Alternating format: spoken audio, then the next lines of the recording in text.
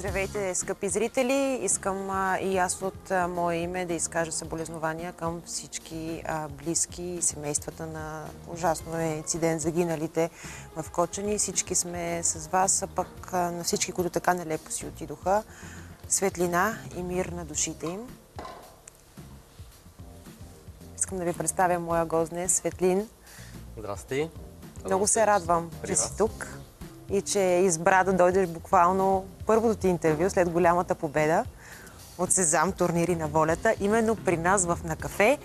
Не знам какво се случва, аз си бях отворила тук твоя профил. Нещо днес абсолютно си играе с мене нашата техника. Не знам какъв е проблема. Искам да ти видя ръцете, обаче докато тук помоля колегите да се свържем, да видим какво става. Покажи си ръцете, колеги, може ли да дадем? Да, даваме вече близък план. Доста наранявания, доста мазоли. Това ти костваше голямата победа. Ти си първия победител. Вече каквото и да стане нататъка и в Варна, и в другите градове, ти си първия победител, който всъщност е от турнирите на Сезам, турнири на волята. Всъщност това е голяма чест, защото макар че все още едва началото, ние първо имаме да почваме да обикаляме по градовете. Всъщност, наистина аз съм първия, който изобщо печели, защото това е първия сезон, така да се каже, ако ще има следващи, разбира се. С този успех мисля, че ще има следващи, абсолютно. Наистина. И всъщност е голямо удоволствие, голяма чест за мен, че успях да грабна първата победа. Ето тук пускаме на ти вече в твоя профил. Има такива колаборации, когато Рълев се отказа. Този така заветен за теб момент.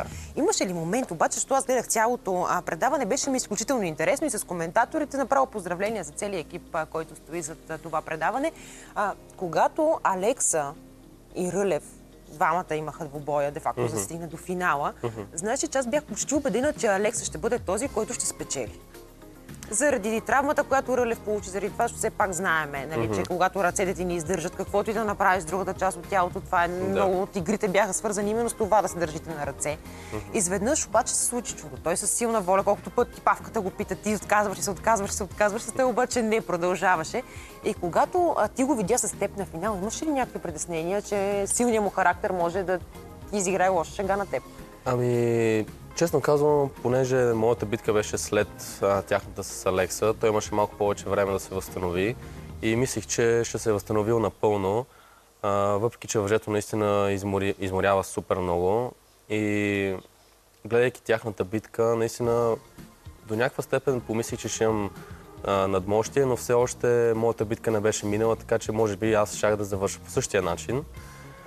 И след това, след като мина нашата почивка и започнахме трасето, знаех, че колкото и да го боли, най-вероятно няма да се откаже. Първо, защото срещу Алекса не се отказа и второ, с живата публика е наистина много по-различно. Там просто всички като крещят твоето име и особено той е шампион, обичан от публиката, наистина колкото и пъти Павката да отиваше при него и да го питаше отказваш ли се, аз се чудих дали да спирам, обаче решавах да продължа просто защото да не губя време, защото първоначално си викам, той сега ако се откаже, просто да не продължавам аз да се моря.